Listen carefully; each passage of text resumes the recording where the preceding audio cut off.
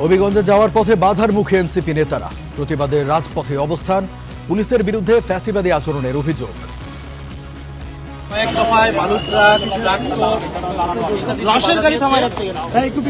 আমরা এখানে এসে পুলিশ সর্বশেষ আটকিয়ে রেখেছে এবং তার কিছু ছাত্রদলের শত শত সন্ত্রাসীরা আছে।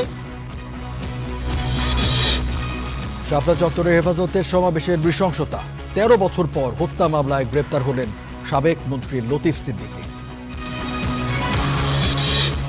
প্রধানমন্ত্রী তারেক রহমানের অপেক্ষায় ভারত, আলোচনার মাধ্যমে সিদ্ধান্ত জানালেন পররাষ্ট্রমন্ত্রী। গঙ্গা চুক্তি নবায়নের চেষ্টা। স্থানীয় নির্বাচনে এমপিওভুক্ত শিক্ষকদের চায় জামায়াত। ইসিতে দলীয় নিয়োগ বন্ধের দাবি, বিতর্কিত রাতের ভোট নিয়ে তদন্তে দুদক। গ্যাস সংকটে দুর্ভোগ কমেনি, পিছু ছাড়ছে না বিদ্যুতের ভুতুরে বিল, সংকট সমাধানে ব্যবসায়ীদের আশ্বাস প্রধানমন্ত্রী। ৩ সহযোগী সহ যশোরে ধরা পড়ল শীর্ষ সন্ত্রাসী ডেভিড ইমন। মামলা না থাকলেও তদন্তের স্বার্থে গ্রেপ্তার করা যাবে যে কাউকে।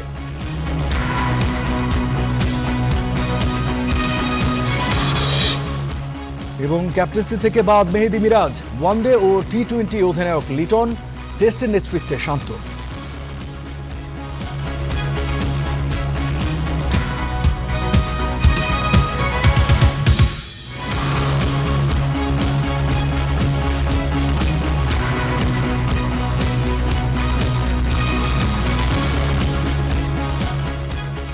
শুভেচ্ছা স্টার নিউজ প্রাইমে, সঙ্গে আছে রঞ্জু ইফতেখার। দেখছিলেন সংবাদ শিরোনাম।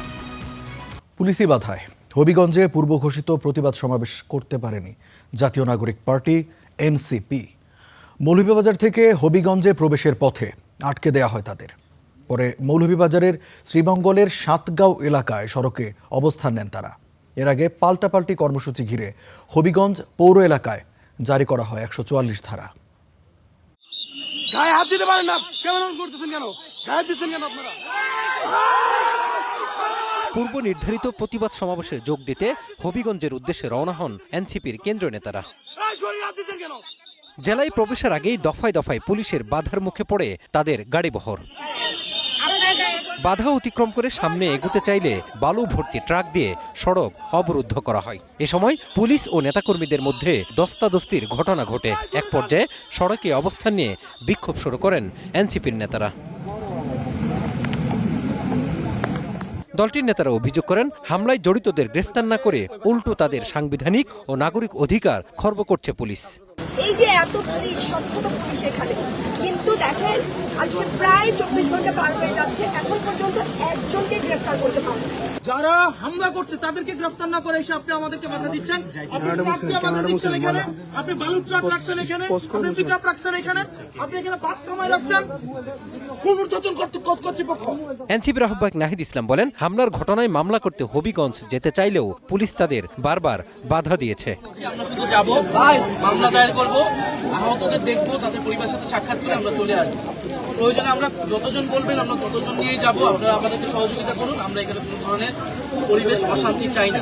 এর আগে বুধবার সকালে ঢাকা থেকে সড়ক পথে মৌলভীবাজারে পৌঁছান এনসিপির শীর্ষ নেতারা। সেখানে স্থানীয় নেতাদের সঙ্গে রুদ্ধদ্বার বৈঠক করেন তারা। পরে মৌলভীবাজার জেলা ছাত্রদলের কয়েকজন নেতাকর্মী সৌজন্য সাক্ষাৎ করেন তাদের সঙ্গে।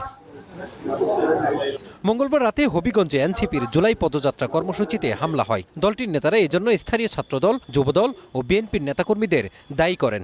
এই ঘটনার জেরে হবিগঞ্জে প্রতিবাদ কর্মসূচি পালনের ঘোষণা দেয় এনসিপি। বিএনপিও পাল্টা কর্মসূচি দিলে হবিগঞ্জ পৌর এলাকায় ১৪৪ ধারা জারি করে স্থানীয় প্রশাসন। হবিগঞ্জ পৌর এলাকায় আইন শৃঙ্খলা বিঘ্নকারী যে কোনো কর্ম সম্পাদন ইত্যাদির উপর নিষেধাজ্ঞা আরোপ করা হলো। Mazharul Islam, star news. দর্শক, এই বিষয়ে বর্তমানে কি অবস্থা সেই খবর জানবো। হবিগঞ্জ থেকে আমাদের সাথে যুক্ত আছেন আব্দুর রফের কাছ থেকে জানতে চাই, সারাদিন ১৪৪ ধারা গেল, এনসিপির নানা কর্মসূচি, পুলিশের সাথে বাধা, ধাওয়া পাল্টা ধাওয়া, তো এখন সেখানে কি পরিস্থিতি দেখছেন?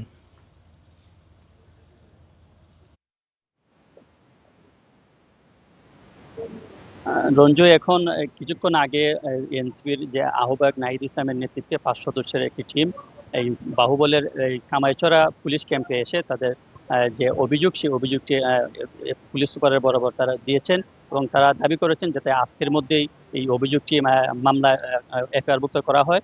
এই কিছুক্ষণ আগে নাহিদ ইসলাম আমরা দেখেছি তারা পুলিশ সুপারের কাছে এই বক্তব্য দিয়েছেন যেহেতু এই থানার মধ্যে ফাঁড়ির মধ্যে মামলা হয় না, এই কারণে পুলিশ সুপার ওনাদেরকে আশ্বস্ত করেছেন যে তারা মামলা থানার মধ্যে হবিগঞ্জ সদর থানায় মামলা এই অভিযোগটি প্রেরণ করে তারা মামলা এফআইআরভুক্ত করবেন।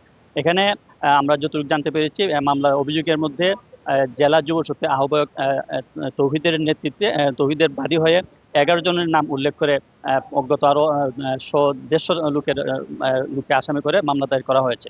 তো এখন আসলে পুলিশ সুপারের কাছে অভিযোগ দেওয়ার পর তারা এই যে বাহুবলের যে ফাঁড়ি আছে সেই ফাঁড়ি থেকে এখন তারা ওই এই মৌলভীবাজার দিকে রওনা দিয়েছেন। তো বলা যায় যে এখন পর্যন্ত একটু আগেও আমরা দেখেছি এখানে বিএনপি এবং ছাত্র দলের লোকেরা তারা এখানে অবস্থান করেছেন, তারা মিছিল বিক্ষোভ করেছেন। তো তারা এই বিষয়গুলো আসলে হাসনাত আবদুল্লাহ পুলিশ সুপারের কাছে অভিযোগ করেছেন যে তারা নিরাপত্তাহীনতায় ভুগছেন, তারা যে কারণে তারা এই পুলিশ সুপারের পক্ষ থেকে এই যে ফাঁড়ি রয়েছে সেই ফাঁড়ির মধ্যে তাদের অভিযোগ গ্রহণ করা হয়েছে। রঞ্জু। আব্দুর রৌফ, আপনাকে ধন্যবাদ। দর্শক, আমাদের সহকর্মী হবিগঞ্জ থেকে জানাচ্ছিলেন এবং তিনি জানাচ্ছিলেন যে সারা দিনভর সেখানে 144 ধারা জারি, এনসিপির কর্মসূচি এবং তারপর কি হলো সেই বিষয়ে জানাচ্ছিলেন তিনি। টাই এলো ইনোভার, যেন আপনি লাইফে থাকেন রেডি প্রতিদিন। Innova, designed for now. জুলাইয়ের পক্ষের লোকেরা একে অপরের মুখোমুখি দাঁড়ালে বিরোধীরা এর ফায়দা লুটবে। হবিগঞ্জের ঘটনা নিয়ে কথা বলছেন রাজনৈতিক বিশ্লেষকরা। রাজনীতির তর্ক বিতর্ককে সংঘাতে না নেয়ার আহ্বান জানিয়েছেন বিএনপি সিনিয়র যুগ্ম মহাসচিব রুহুল কবির রিজভী।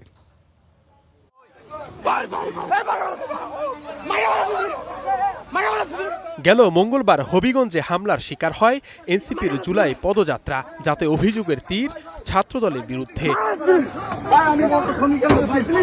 জুলাইয়ে কাঁধে কাঁধ মিলিয়ে কাজ করা এই নেতাকর্মীরা এখন কেন মুখোমুখি, এমন প্রশ্ন ঘুরপাক খাচ্ছে সামাজিক যোগাযোগ মাধ্যমে। এজন্য উস্কানিমূলক বক্তব্যকে দায়ী করছেন বিএনপির সিনিয়র যুগ্ম মহাসচিব।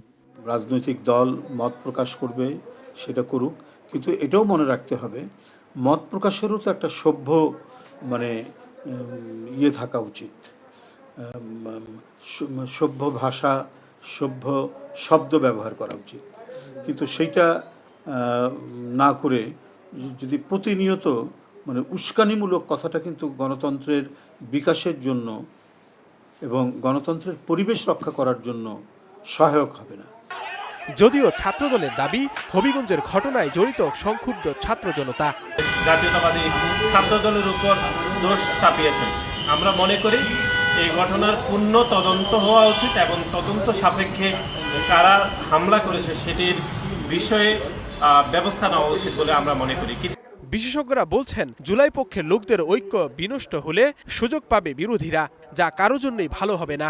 সব পক্ষে ভাবতে হবে, উস্কানি যেন না দেওয়া যায়। সব পক্ষে ভাবতে হবে যে আমার বক্তব্যের কারণে যেন কেউ হার্ট না হয়। আমরা তো আমাদের সামাজিক জীবনে, পারিবারিক জীবনেও চিন্তা করি যে আমার বক্তব্যের কারণে যেন কেউ কষ্ট না পায়, সবসময় চিন্তা করি। রাজনৈতিক যে মানুষটা করে তারও তো কষ্ট আছে, সুতরাং তাকেও যদি আপনি হার্ট করেন তাহলে সেই কষ্ট পায় বা তার সমর্থকরা কষ্ট পায়। এই জন্য আমাদের সবসময় খেয়াল রাখা দরকার আমরা যেন এমন কোনো কাজ না করি যে কাজটা আসলে বাউন্স করে। কোনো কাজে এমন করা যাবে না যে কাজটার মাধ্যমে অন্য কষ্ট পায়, ক্ষতি হয়। মত প্রকাশের স্বাধীনতার নামে উস্কানিমূলক বক্তব্য ও গালাগাল কাম্য নয় বলেও মন্তব্য করেন এই বিশ্লেষক। Zisan Ahmed, star news, Dhaka. শাপলা চত্বরে হত্যা মামলায় সাবেক মন্ত্রী লতিফ সিদ্দিকীকে গ্রেপ্তার করা হয়েছে। রাজধানীর গুলশানের নিজ বাসভবন থেকে তাকে গ্রেপ্তার করে ঢাকা মহানগর গোয়েন্দা পুলিশ। এর আগে দুপুরে সন্ত্রাস বিরোধী আইনের এক মামলায় হাজিরা দিতে মুখ্য মহানগর হাকিম আদালতে যান লতিফ সিদ্দিকী। সেখানে তিনি সাংবাদিকদের ট্রাইব্যুনালে আত্মসমর্পণের কথা জানান। সোমবার শাপলা চত্বর হত্যা মামলার তদন্ত প্রতিবেদন আমলে নিয়ে 41 অভিযুক্ত আসামির বিরুদ্ধে গ্রেপ্তারি পরোয়ানা জারি করে আন্তর্জাতিক অপরাধ ট্রাইব্যুনাল। অভিযুক্তদের তালিকায় সাবেক বস্ত্র ও পাটমন্ত্রী লতিফ সিদ্দিকীর নামও ছিল। এছাড়া এ মামলায় আসামিরা হলেন ক্ষমতাচ্যুত সাবেক প্রধানমন্ত্রী শেখ হাসিনা, সাবেক সেনা প্রধান এম এ আজিজ, পুলিশ প্রধান শহীদুল হক, বেনজির আহমেদ, সাবেক মন্ত্রী হাসান মাহমুদ, হাসানুল হক ইনু।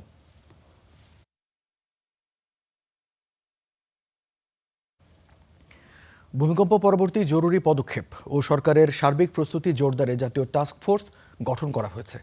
প্রধানমন্ত্রীর সভাপতিত্বে ভূমিকম্প বিষয়ক প্রস্তুতি সভায় এই সিদ্ধান্ত হয়েছে। বিকেলে সচিবালয়ের মন্ত্রী পরিষদ বিভাগে এই বৈঠক অনুষ্ঠিত হয়। সভায় ভূমিকম্প পরবর্তী জরুরি সেবা দিতে ঢাকা ও পার্শ্ববর্তী এলাকার জন্য 1 লাখ স্বেচ্ছাসেবক প্রস্তুত করা, তাদের প্রশিক্ষণ এবং প্রয়োজনীয় সরঞ্জাম সরবরাহের পরিকল্পনা ও প্রস্তুতি নিয়ে আলোচনা হয়েছে। এরই মধ্যে 70,000 স্বেচ্ছাসেবকের ডাটাবেজ প্রস্তুত করা হয়েছে এবং বাকি 30,000 স্বেচ্ছাসেবকও দ্রুত প্রস্তুত করা হবে বলে জানানো হয় বৈঠকে।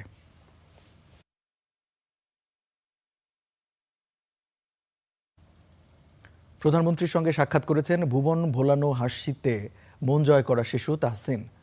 বুধবার সচিবালয়ে প্রধানমন্ত্রী কার্যালয়ে বাবা নাজমুল হককে নিয়ে তারেক রহমানের সঙ্গে সাক্ষাৎ করেন তাহসিন।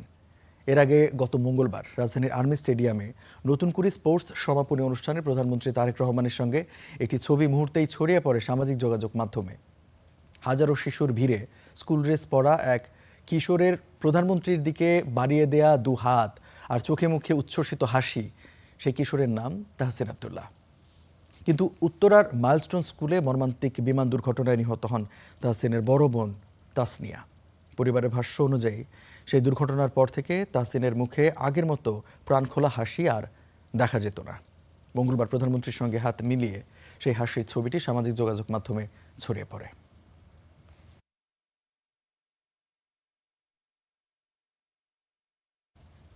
প্রধানমন্ত্রী তারেক রহমানের সফরের অপেক্ষায় ভারত সরকার। বিকেলে পররাষ্ট্র মন্ত্রণালয়ে মন্ত্রী ও প্রতিমন্ত্রীর সঙ্গে বৈঠকের পর একথা জানিয়েছেন ভারতীয় হাইকমিশনার দীনেশ ত্রিবেদী। এ সময় পররাষ্ট্রমন্ত্রী বলেন, দুদেশের সম্পর্কের কথা বিবেচনা করে আলোচনার মাধ্যমেই সফরের বিষয়ে সিদ্ধান্ত নেওয়া হবে। দায়িত্ব গ্রহণের 1 মাস পর প্রথমবারের মতো পররাষ্ট্রমন্ত্রীর সঙ্গে সৌজন্য সাক্ষাৎ করতে মন্ত্রণালয়ে আসেন ঢাকায় নিযুক্ত ভারতীয় হাইকমিশনার দীনেশ ত্রিবেদী। পররাষ্ট্রমন্ত্রী ও প্রতিমন্ত্রীর সঙ্গে বৈঠক করেন ভারতীয় হাইকমিশনার। প্রায় 1.5 ঘন্টা ধরে চলা বৈঠক শেষে তিনি বলেন, সম্পর্ক উন্নয়নের প্রধানমন্ত্রী তারেক রহমানের সফর নিয়ে অধীর আগ্রহে আছে ভারত। মিটিংটা খুবই ভালো হয়েছে। The Honorable Prime Minister, I'm sure, visits India and the working group will have their own papers. So things, I'm looking forward to everything which is positive. এ সময় গঙ্গা চুক্তি নবায়ন নিয়ে 2 দেশের যৌথ ওয়ার্কিং গ্রুপ কাজ করছে বলেও জানান তিনি। বলেন, আলোচনার মাধ্যমে সমাধানের চেষ্টা করা হচ্ছে। যে এইটা নিয়ে ওদের একটা ওয়ার্কিং গ্রুপ আছে, ওইখানটা আমাদের ইন্ডিয়াতেও আছে, বাংলাদেশেও আছে। ওয়ার্কিং গ্রুপের নিশ্চয় ওদের মেলামেশা হবে। And like I said, there is no issue which cannot be sorted out. এরপর বৈঠক শেষে কথা বলেন পররাষ্ট্রমন্ত্রী খলিল রহমান। 2 দেশের স্বার্থ সংশ্লিষ্ট বিষয় নিয়ে আলোচনা হয়েছে এই বৈঠকে। চীনের সাথে সম্পর্কের কারণে যুক্তরাষ্ট্রের সাথে সম্পর্কের ভাটা পড়বে কিনা এমন প্রশ্নে পররাষ্ট্রমন্ত্রী বলেন, নিজেদের স্বার্থকে প্রাধান্য দিয়ে সব দেশের সাথে ভালো সম্পর্ক রাখবে বাংলাদেশ। একজনের সম্পর্ক ক্ষতি করে আরেকজনের সম্পর্ক বৃদ্ধি করছে, আমরা কখনোই সেটা করব না। সব দেশের সঙ্গে আমাদের স্বার্থ অক্ষুণ্ণ রেখে, আমাদের স্বার্থকে এগিয়ে নিয়ে আমরা সম্পর্ক বৃদ্ধির চেষ্টা করেছি। এটা কারোর সঙ্গে সম্পর্ক উন্নয়ন মানে এই নয় যে আরেকজনের সঙ্গে সম্পর্ক অবনতি হচ্ছে। প্রধানমন্ত্রী তারেক রহমানের ভারত সফরের বিষয়ে আলোচনা করে সিদ্ধান্ত নেওয়া হবে বলেও জানান পররাষ্ট্রমন্ত্রী। স্বার্থ সামনে রেখে, এবং আমি বাংলাদেশ ফার্স্ট এটা সবসময় বলি, এখনো বলছি, সার্বভৌম সমতার ভিত্তিতে আমরা এগিয়ে নিয়ে যাব। HM Imran, star news, Dhaka. BNP নির্বাচনী দলে কাজ করা শামসুল আলমকে ইসির অতিরিক্ত সচিবের পদ থেকে প্রত্যাহারের দাবি জামায়াতের। সকালে প্রধান নির্বাচন কমিশনের কাছে স্থানীয় সরকার নির্বাচনে কার্যক্রম নিষিদ্ধ আওয়ামী লীগের কেউ যেন প্রার্থী না হতে পারে সে দাবিও করেছেন তারা। পাশাপাশি এমপিওভুক্ত শিক্ষকদের অন্তর্ভুক্তি ও অযোগ্য করতে বলেছেন প্রশাসকদের। বুধবার দুপুরে নির্বাচন কমিশন ভবনে আসেন জামাতের সেক্রেটারি জেনারেল মিয়া গোলাম পরোয়ারের নেতৃত্বে 6 সদস্যের প্রতিনিধি দল। কমিশনের সঙ্গে বৈঠক করেন প্রায় 1.5 ঘণ্টা ধরে। বৈঠক শেষে কথা বলেন জামাত নেতারা। বলেন, বিএনপিপন্থী রাজনৈতিক ব্যক্তিকে অতিরিক্ত সচিব হিসেবে শামসুল আলমকে নিয়োগ দিয়েছে। তার নিয়োগ বহাল থাকলে আগামী স্থানীয় সরকার নির্বাচন নিরপেক্ষ হবে না বলে মন্তব্য করেন জামাতের সেক্রেটারি। এই রাজনৈতিক নিয়োগকে বাতিল করতে হবে, তা না হলে আমরা এটা পরিষ্কার বুঝতে পারছি যে স্থানীয় সরকার নির্বাচন আসন্ন হয় ক্ষমতাসীন দলের একটা গুরুত্বপূর্ণ নীতি নির্ধারণী জায়গায় যিনি রাজনৈতিক দায়িত্ব পালন করেছেন এরকম একজন ব্যক্তিকে ইলেকশন কমিশনের মতো একটা সাংবিধানিক বডিতে অতিরিক্ত সচিব পদে নিয়োগ দেওয়ার মধ্যে আজ্ঞাবহ থেকে তিনি যেন সরকারি দলের লোকদেরকে নির্বাচনে বিজয়ী করে নিয়ে আসতে পারেন সেই ফাংশনটা উনি যেন এখানে বসে করতে পারেন সেই তৎপরতার জন্যই তাকে এখানে স্পেশালি অ্যাসাইন করে এখানে অ্যাপয়েন্টমেন্ট দেওয়া হয়েছে।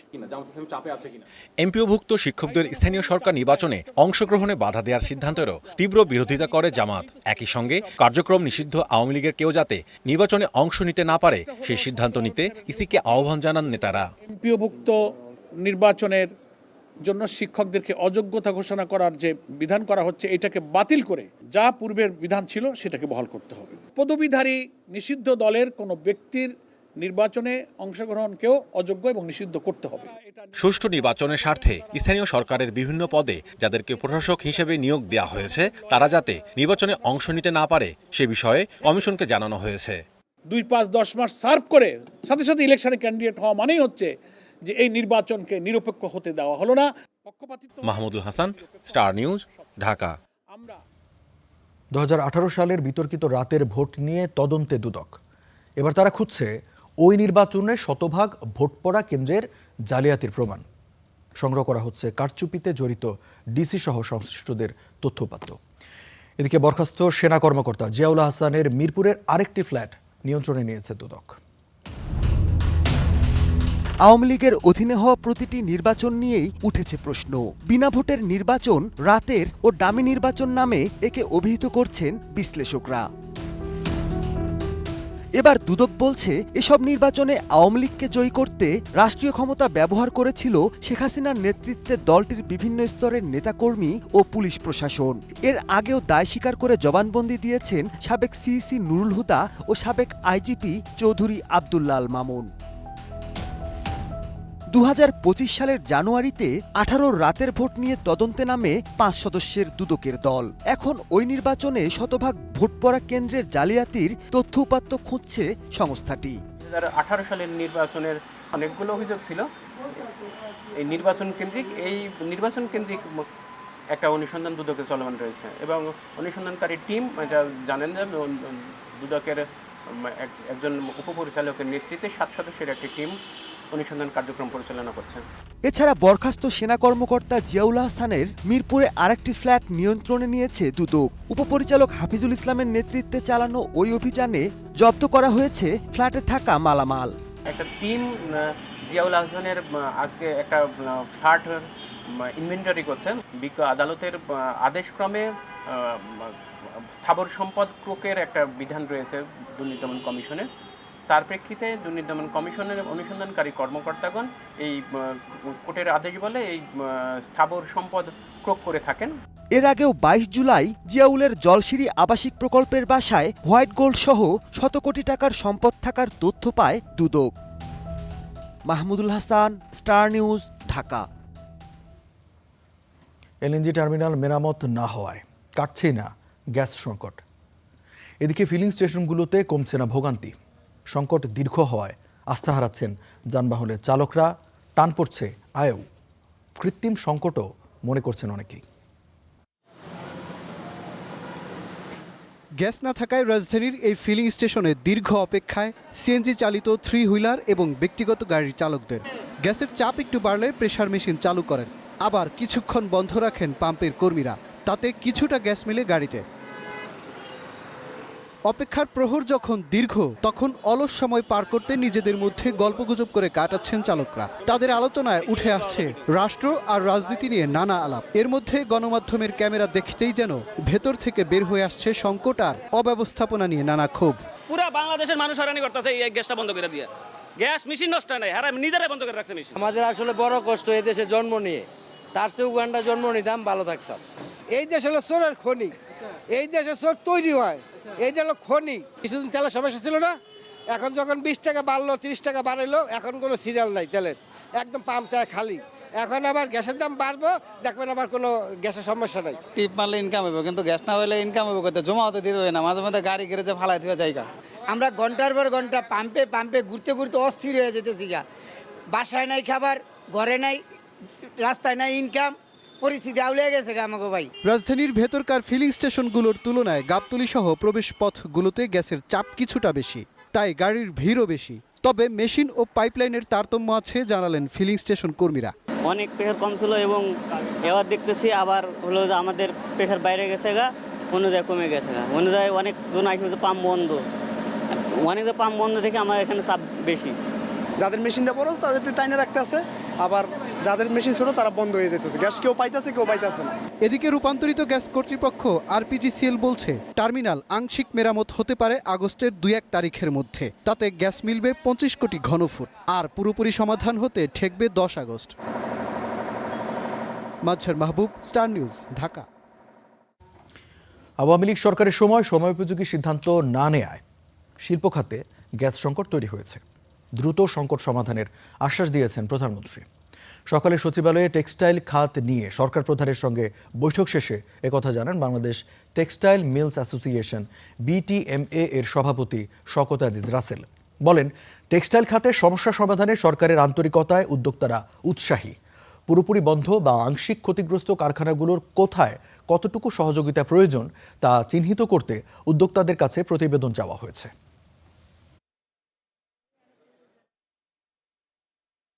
টেক্সটাইলে কি আদৌ সাপোর্ট করা যাবে কি যাবে না, করলে কি হবে, না করলে কি হবে, এই সব কিছু একটা প্রেজেন্টেশন আকারে আমরা ওনার কাছে নিয়ে আসবো এবং সেখানে আমরা চেষ্টা করব যে হ্যাঁ, আপনি যদি আমাদেরকে সাপোর্ট করেন আমরাও আপনাকে সাপোর্ট করব। সেরকমই একটা প্রক্রিয়া নিয়ে আমরা আগামী সপ্তাহে আবার ওনার কাছে হাজির হব। নোয়াখালীর সেনবাগ উপজেলার বড় চারিগাঁও গ্রামে নতুন গ্যাসের সন্ধান মিলেছে। খনন ও ডিএসটি টেস্ট শেষে জানা যাবে মজুদ থাকা গ্যাসের পরিমাণ। বুধবার সকাল থেকে পুরোদমে নতুন কূপে খনন কাজ শুরু করেছে বাপেক্স কর্তৃপক্ষ। মাটির নিচে 1550 মিটার খননের লক্ষ্যমাত্রা নির্ধারণ করা হয়েছে। কার্যক্রমের নাম দেয়া হয়েছে সুন্দরপুর 4 মূল্যায়ন কাম উন্নয়ন কূপ খনন প্রকল্প। খনন ও ডিএসটি টেস্ট শেষে এখান থেকে প্রতিদিন প্রায় 7 মিলিয়ন ঘনফুট গ্যাস জাতীয় গ্রিডে যুক্ত হতে পারে বলে প্রাথমিকভাবে ধারণা করছে বাপেক্স কর্তৃপক্ষ।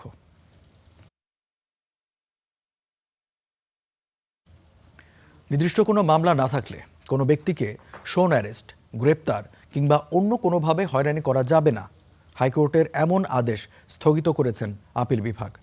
এ সংক্রান্ত হাইকোর্টের রুল নিষ্পত্তি করতে হবে 4 সপ্তাহের মধ্যে। এদিকে চট্টগ্রাম 2 আসনে বিএনপির এমপি সরোয়ার আলমগীরের সংসদ অধিবেশনে যেতে বাধা নেই। পাশাপাশি তার প্রার্থিতা চ্যালেঞ্জ করে আপিলের অনুমতি পেয়েছেন জামায়াত প্রার্থী নুরুল আমিনও।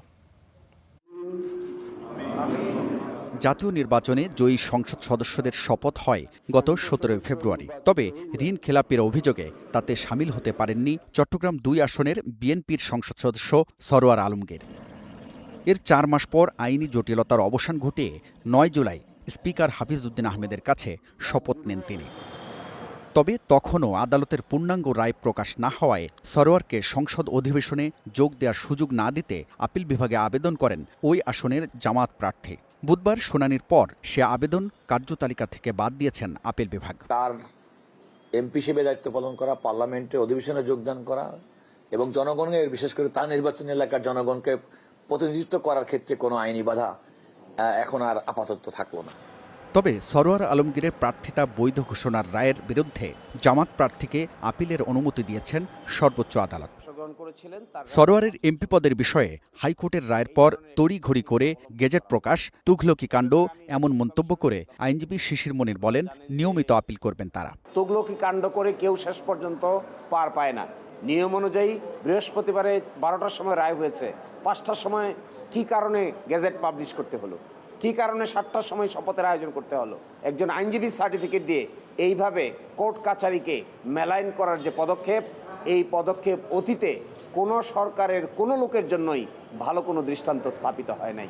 এদিকে নির্দিষ্ট কোনো মামলা না থাকলে কোনো ব্যক্তিকে শোন অ্যারেস্ট, গ্রেপ্তার কিংবা অন্য কোনোভাবে হয়রানি করা যাবে না, হাইকোর্টের এমন আদেশ স্থগিত করেছেন আপিল বিভাগ। এমন একটি যদি ওপেন অর্ডার থাকে তাহলে আইন শৃঙ্খলা রক্ষাকারী বাহিনী কোনো ব্যক্তির বিরুদ্ধে যদি গুরুতর কোনো অপরাধেরও যদি কোনো তথ্য পায় তাহলে তাকে গ্রেপ্তার করতে পারবেন না, তাকে আইনে সোপর্দ করতে পারবেন না। আমাদের অভিযোগের জায়গাটি হচ্ছে এতটুকু। একই সঙ্গে এ সংক্রান্ত হাইকোর্টের রুল 4 সপ্তাহের মধ্যে নিষ্পত্তির নির্দেশ দিয়েছেন উচ্চ আদালত। হাবিবুল ইসলাম হাবিব, স্টার নিউজ, ঢাকা। অবশেষে পুলিশের জালে ধরা পড়ল চট্টগ্রামের আন্ডারওয়ার্ল্ডের ত্রাস শীর্ষ সন্ত্রাসী মোবারক হোসেন ইমন ওরফে ডেভিড ইমন। ছদ্মবেশে ভারত পালিয়ে যাওয়ার সময় মঙ্গলবার রাতে যশোর থেকে 3 সহযোগী সহ গ্রেপ্তার করা হয় তাকে। অন্তত 7টি হত্যা সহ 9টি ফৌজদারি মামলার এই আসামিকে গ্রেপ্তারের মাধ্যমে চট্টগ্রামের অপরাধ জগতে লাগাম টানা যাবে বলছে পুলিশ। চাঁদার দাবিতে একের পর এক ব্যবসা প্রতিষ্ঠানে হামলা ও ফোনে হুমকির ঘটনায় সাম্প্রতিক সময়ে চট্টগ্রাম জুড়ে আতঙ্কের এক নাম ছিল সন্ত্রাসী মোবারক হোসেন ইমন ওরফে ডেভিড ইমন। বন্দরনগরীর আন্ডারওয়ার্ল্ডের এই ত্রাস অবশেষে ধরা পড়ল পুলিশের গোয়েন্দা জালে। ছদ্মবেশে ভারতে পালিয়ে যাওয়ার সময় মঙ্গলবার রাতে যশোরের ঝুমঝুমপুর এলাকা থেকে ইমন ও তার 3 সহযোগীকে গ্রেফতার করে পুলিশ। এ সময় নিজের নাম কাজল বলে উল্লেখ করে পুলিশকে বিভ্রান্ত করারও চেষ্টা করে এই চিহ্নিত সন্ত্রাসী। গোপন সূত্রে তথ্য পাই যে সে অবস্থান করছে ঢাকাতে। তাকে সেখানে আমাদের অভিযানের মতো প্রস্তুতি ছিল। সে কোনোভাবে অনুমান করতে পেরে হয়তো সে যশোর থেকে ভারতে পালিয়ে যাওয়ার চেষ্টায় ছিল। পথে আমরা তাকে ঝিকরগাছার ধুমধুমপুর এলাকা থেকে ডেভিড ইমনকে আটক করা হয়। পুলিশ বলছে 2025 সালের বাকুলিয়া জোড়াখুন পতেঙ্গা সমুদ্র সৈকতে সন্ত্রাসী ঢাকাইয়া আকবর হত্যা মামলা সহ অন্তত 9টি ফৌজদারি মামলার আসামি ডেভিড ইমন। পলাতক আরেক শীর্ষ সন্ত্রাসী বড় সাজ্জাদের সেকেন্ড ইন কমান্ড হিসেবে চট্টগ্রামে অপরাধ সাম্রাজ্য গড়ে তোলা 2 প্রধান ব্যক্তির একজন ডেভিড ইমন। তাকে গ্রেফতারের মধ্য দিয়ে চট্টগ্রামের অপরাধ সাম্রাজ্যে লাগাম টানা যাবে বলে মত পুলিশের। এই সন্ত্রাসীদের দমভক্তি আমরা আর রাখতে দেব না। এখান থেকে আমরা সন্ত্রাসকে চির নির্মূল করার অভিযানে নেমেছি। ডেভিড ইমনের গ্রেফতারের খবরে স্বস্তি ফিরে এসেছে চট্টগ্রামে তার বাহিনীর হামলা ও চাঁদাবাজিতে অতিষ্ঠ ব্যবসায়ী সহ সাধারণ মানুষের মাঝে। এত বছর ধরে বিজনেস করছি, কখনো কিন্তু আমরা এই ধরনের প্রবলেমের মধ্যে পড়িনি। তো আমরা এটাই চাই প্রশাসন আমাদেরকে যে সাপোর্টটা দিয়েছেন এই সাপোর্টটা যাতে কনস্ট্যান্টলি আমরা পাই। নাগরিক সমাজের প্রতিনিধিরা বলছেন শুধু ডেভিড ইমন নয়, আন্ডারওয়ার্ল্ডের সব শীর্ষ সন্ত্রাসীকে আইনের আওতায় এনে দৃষ্টান্তমূলক শাস্তি নিশ্চিত করা গেলে তবেই স্বস্তি ফিরবে নগরবাসীর মধ্যে। একজনের পর একজন গদ্দানিসীন পীরের মতো ওনারা আবির্ভাব হন। এই গদ্দানিসী পীর যেন কোনো আসনে বসতে না পারে, এইটা নিশ্চিত করতে পারলে জনগণের স্বস্তি আসবে। নাহলে এরকম 1-2 জনকে গ্রেপ্তারের কোনো স্বস্তি আসবে বলে আমি মনে করি না। চট্টগ্রাম মহানগর পুলিশের করা সন্ত্রাসীর তালিকায়ও 34 নম্বরে রয়েছে ডেভিড ইমনের নাম। মামুন রশিদ, অভি, স্টার নিউজ, চট্টগ্রাম।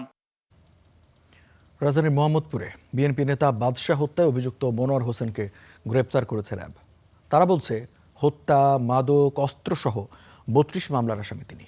দুপুরে র্যাবের মিডিয়া সেন্টারে ব্রিফিংয়ে আরও জানানো হয়, গত 1 জুলাই রাজধানীর নবোদয় হাউজিং এলাকায় বিশ্বকাপ ফুটবল খেলা দেখাকে কেন্দ্র করে সংঘর্ষে আবুল বাশার বাদশাহ নিহত হন।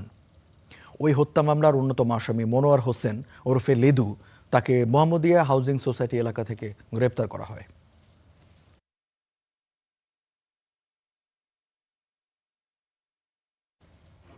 রাজধানীতে যুবদল কর্মী ইউসুফ হত্যা নিয়ে চাঞ্চল্যকর দাবি করেছেন কাফরুল থানা যুবদলের সদস্য সচিব হাফিজুল ইসলাম বাবু।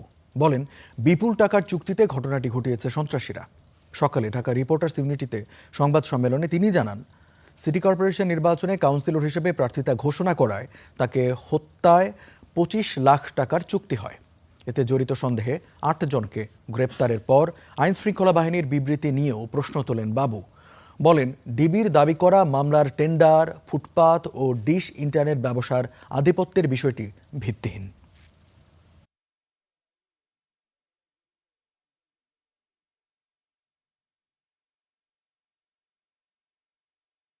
এই কারণে আমি জোর দাবি জানাচ্ছি, হাফিজকে সামনে রেখে মূল ঘাতককে আড়াল করার উদ্দেশ্যে বিভিন্ন পায়তারা চলতেছে।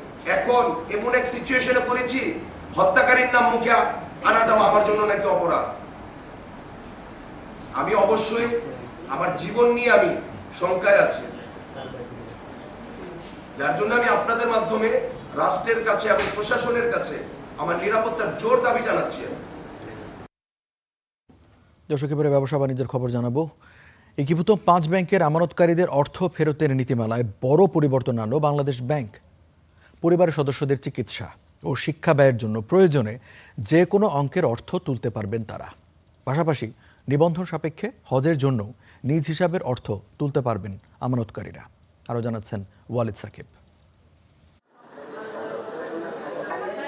আওয়ামী শাসনামলে লুটপাটের শিকার শরিয়া ভিত্তিক 5টি ব্যাংকে একীভূত করে সম্মিলিত ইসলামী ব্যাংক গঠন করে অন্তর্বর্তী সরকার। গেল বছরের নভেম্বরে এই ব্যাংকের লাইসেন্স দেওয়া হলেও আমানতকারীদের অর্থ ফেরতে স্কিম ঘোষণা করা হয় 29 ডিসেম্বর। কেন্দ্রীয় ব্যাংকের ঘোষিত সেই স্কিমে আমানত বিমা তহবিলের আওতায় ব্যক্তি আমানতকারীদের 2 লাখ টাকা পর্যন্ত যে কোনো সময় ফেরত দেওয়ার নীতি রাখা হয়, আর পুরো অর্থ ফেরতের সময় দেওয়া হয় 24 মাস পর্যন্ত। তবে ধাপে ধাপে 1 লাখ টাকার বেশি তুলতে পারতেন না আমানতকারীরা। যদিও ক্যান্সার বা কিডনি রোগে আক্রান্তদের স্কিমের বাইরেও টাকা তোলার সুযোগ ছিল। এবার আমানত ফেরত স্কিমে বড় পরিবর্তন এনেছে কেন্দ্রীয় ব্যাংক। এখন থেকে আমানতকারীরা সন্তানদের শিক্ষা ব্যয় মেটাতে স্কিমের বাইরে প্রয়োজনীয় অর্থ তুলতে পারবেন। চূড়ান্ত নিবন্ধন সাপেক্ষে পাবেন হজের জন্য টাকাও। পরিবারের সদস্যদের চিকিৎসার প্রয়োজনীয় অর্থ পাবেন আমানতকারীরা। খাত বিশ্লেষকরা বলছেন, অর্থ ফেরতে স্কিমের এই পরিবর্তন ইতিবাচক। আমানতকারীদের অর্থ ফেরতে সরকার প্রতিশ্রুতিবদ্ধ, এটি তারই প্রতিফলন। সম্মানিত আমানতকারীগণ এটাকে খুব পজিটিভলি নেবেন এবং সরকার যে সত্যি সরকার তথা এই সম্মিলিত ইসলামী ব্যাংক কর্তৃপক্ষ যে সত্যি আমানতকারীদের অর্থ ফেরত দেওয়ার জন্য প্রতিশ্রুতিবদ্ধ, তারই আসলে একটি পদক্ষেপ বলে আসলে পরিগণিত হবে। এদিকে সম্প্রতি 5 ব্যাংকের আমানতকারীদের মুনাফাসহ অর্থ ফেরতের ঘোষণা দিয়েছেন অর্থমন্ত্রী। কেন্দ্রীয় ব্যাংকের একটি সূত্র বলছে, এহসান বা অনুকম্পা হিসেবেই পুরো মুনাফা পাবেন আমানতকারীরা। Walid Sakib, star news, Dhaka. বাঘের বংশবৃদ্ধিতে অনন্য আলোকবর্তিকা হয়ে উঠেছে চট্টগ্রাম চিড়িয়াখানা। প্রজননের অসাধারণ সাফল্যে মাত্র 1 জোড়া বাঘ থেকে বেড়ে এখন দাঁড়িয়েছে 17টিতে, যা দেশের যে কোনো চিড়িয়াখানার মধ্যে সর্বোচ্চ। এখান থেকে বাঘ পাঠানো হয় অন্য চিড়িয়াখানাগুলোতেও। রকনউদ্দিনের রিপোর্ট, ছবি তুলেছেন হারুন রশিদ। গর্জনে কাঁপছে চারপাশ, আর খাঁচার বাইরে চোখ জোড়ানো কৌতূহল। চট্টগ্রাম চিড়িয়াখানায় এলে দর্শনার্থীদের প্রথম গন্তব্যই যেন বাঘের খাঁচা। সবুজ পাহাড়ের কোলে বাঘের রাজকীয় উপস্থিতি মুগ্ধ করে ছোট বড় সবাইকে। দেখছে অনেক ভালো লাগতেছে বাঘ, এই কারণে বাচ্চাদের নিয়ে আসা। আগে তো দেখতাম টিভিতে, এখন দেখতাছি বাস্তবে। এই যে হাঁটাচলা করতেছে, দৌড়তেছে। না, ওই যখন ডাক্তার দেয় তখন একটু আতঙ্ক লাগে আর লালটা সবসময় দেখে গেছে, এখন সাদাটা দেখে একটু ভালো লাগতেছে। এটা একটা ভয়ঙ্কর একটা প্রাণী, এটা সরাসরি দেখে ভালোই লাগলো। প্রকৃতিতে যখন বিলুপ্তির হাত থেকে বাঁচতে রীতিমতো যুদ্ধ করতে হচ্ছে বনের প্রতাপশালী এই প্রাণীকে, সেখানে চট্টগ্রাম চিড়িয়াখানা যেন রীতিমতো বাঘের প্রজনন কেন্দ্র। 2016 সালে মাত্র 2টি বাঘ নিয়ে যাত্রা শুরু করা এই চিড়িয়াখানায় এখন বাঘের সংখ্যা 17টি, যার মধ্যে রয়েছে বিরল প্রজাতির 5টি সাদা বাঘ। আমাদের এখানে সবচেয়ে বেশি বাঘ, এবং চট্টগ্রামের বাঘ তো একটা অ্যাম্বাসেডরের মতো হয়ে গেছে, এবং আমাদের প্ল্যান আছে যে অন্যান্য জু এবং সাফারি পার্ক যেখানে বাঘ লাগবে আমরা প্রাণী বিনিময়ের মাধ্যমে এই বাঘগুলো এক্সচেঞ্জ করার চেষ্টা করব। তথ্য বলছে বাঘের সংগ্রহে দেশে এই চিড়িয়াখানাই সবচেয়ে সমৃদ্ধ। শুধু তাই নয়, এখান থেকে জাতীয় চিড়িয়াখানা ও রংপুরেও বাঘ সরবরাহ করা হয়েছে।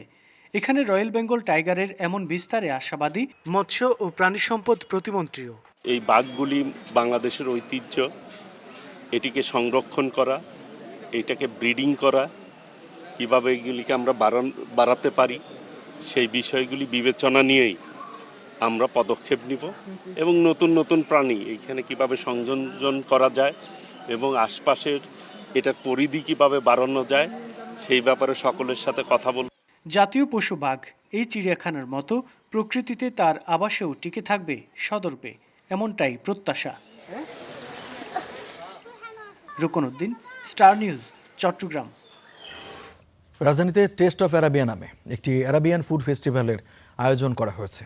দুপুরে রাজধানীর ওয়েস্টিন ঢাকার প্রোগো রেস্তোরাঁয় আয়োজিত সংবাদ সম্মেলন ও অনুষ্ঠানের মধ্য দিয়ে এই ফেস্টিভ্যালের উদ্বোধন করা হয়।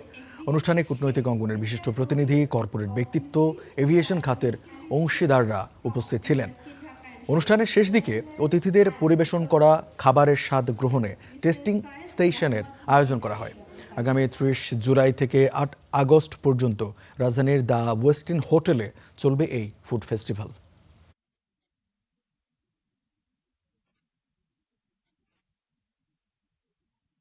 পাকিস্তান শাসিত কাশ্মীরে নির্বাচনী সংস্কারের দাবিতে চলা আন্দোলনে গত দুদিনে অন্তত 30 জন নিহত হয়েছে। পুরো অঞ্চলে ইন্টারনেট বন্ধ করে সংবাদ মাধ্যমের প্রবেশ নিষিদ্ধ করা হয়েছে। রাতের অন্ধকারে লাশ সরিয়ে নেয়ার অভিযোগ উঠেছে নিরাপত্তা বাহিনীর বিরুদ্ধে। নিরস্ত্র বিক্ষোভকারীদের ওপর এমন বর্বরতায় উদ্বেগ জানিয়েছে অ্যামনেস্টি ইন্টারন্যাশনাল। রাস্তা জুড়ে ছড়িয়ে ছিটিয়ে মরদেহ, চারদিকে আতঙ্ক আর গুলির শব্দ। পাকিস্তান নিয়ন্ত্রিত কাশ্মীরের মিরপুরে এমন দৃশ্যের ভিডিও ছড়িয়ে পড়েছে সামাজিক যোগাযোগ মাধ্যমে। নিরাপত্তা বাহিনীর হাতে সোমবার 25 এবং মঙ্গলবার 5 জন হত্যাকাণ্ডের শিকার হন। নিহতদের বেশিরভাগই নিরস্ত্র সাধারণ মানুষ। সম্প্রতি giant Awami action committee JACC নামের একটি দলকে নিষিদ্ধ করে প্রশাসন। সংগঠনটির সাথে জড়িত রাজনীতিবিদ ছাড়াও স্থানীয় নাগরিক সমাজের বহু মানুষ। JACCর দাবি, নির্বাচনী সংস্কারের দাবিতে হাজারো মানুষের শান্তিপূর্ণ কর্মসূচিতে নির্বিচারে গুলি চলে। মরদেহ লুকিয়ে ফেলার মতো গুরুতর অভিযোগও উঠেছে। নিরাপত্তা বাহিনী মরদেহগুলো সরিয়ে নিয়েছে, হাসপাতালও অবরুদ্ধ করে রাখা হয়েছে। রাস্তায় রক্তাক্ত মরদেহ পড়ে থাকার ছবি ও ভিডিও আমাদের কাছে আছে। প্রশাসন সব প্রমাণ মুছে ফেলতে চায়। ভারত নিয়ন্ত্রিত কাশ্মীর থেকে আসা শরণার্থীদের জন্য আইনসভায় 12টি সংরক্ষিত আসন রাখার বিরোধিতা থেকেই আন্দোলনের সূচনা।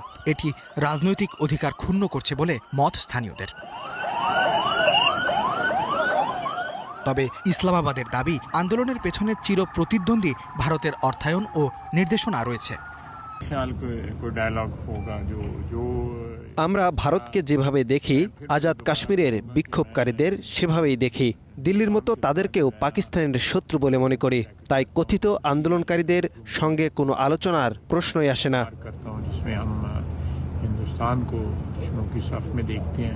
এদিকে আজাদ কাশ্মীরের মানবাধিকার পরিস্থিতি নিয়ে উদ্বেগ জানিয়েছে অ্যামনেস্টি ইন্টারন্যাশনাল।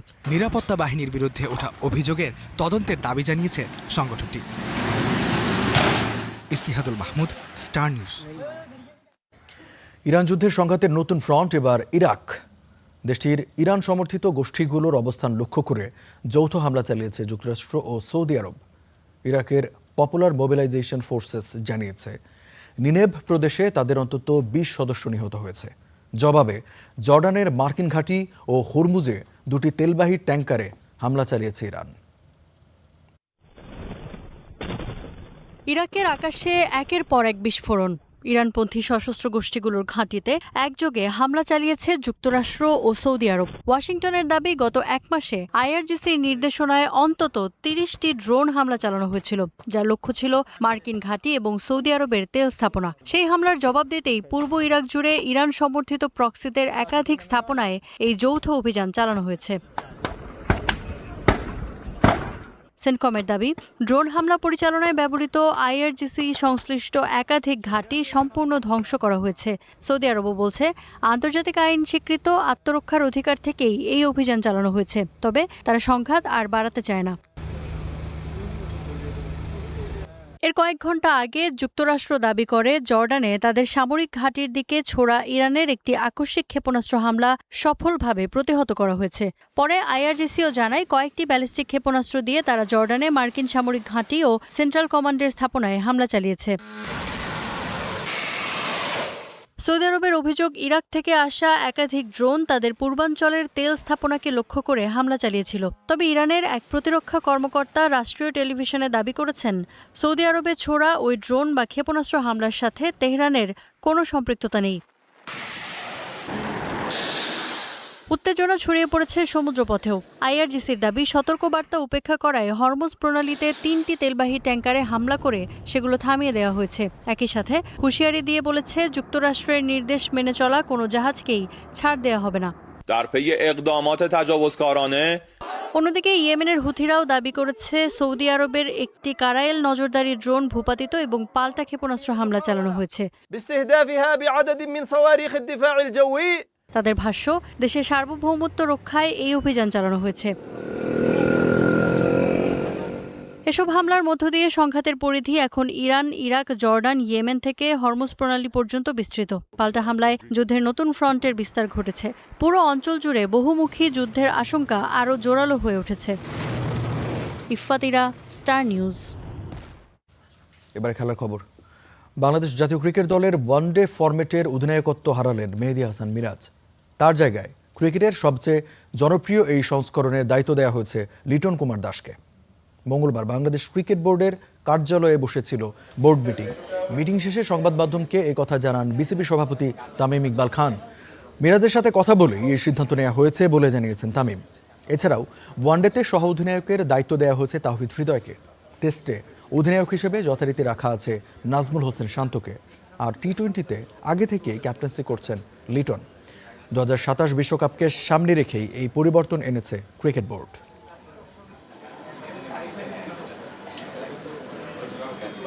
আমাদের 3 ফরম্যাটে 3 ক্যাপ্টেন ছিল, which I believe, and দেখেন এই ডিসিশনে there is nothing wrong and there is nothing right. আমি বিশ্বাস করি that we should have 2 captains, and the board believes we should have 2 captains, white ball and a red ball captain. এটা বলার আগে we have decided যে আমরা 2টা captain ঘোষণা করব, দুইটা ক্যাপ্টেনই রাখবো। আর Liton Das will be the white ball captain and Shanto will continue as red ball captain. এই ছিল স্টার নিউজ প্রাইম। এতক্ষণ যারা সাথে ছিলেন সবাইকে অসংখ্য ধন্যবাদ।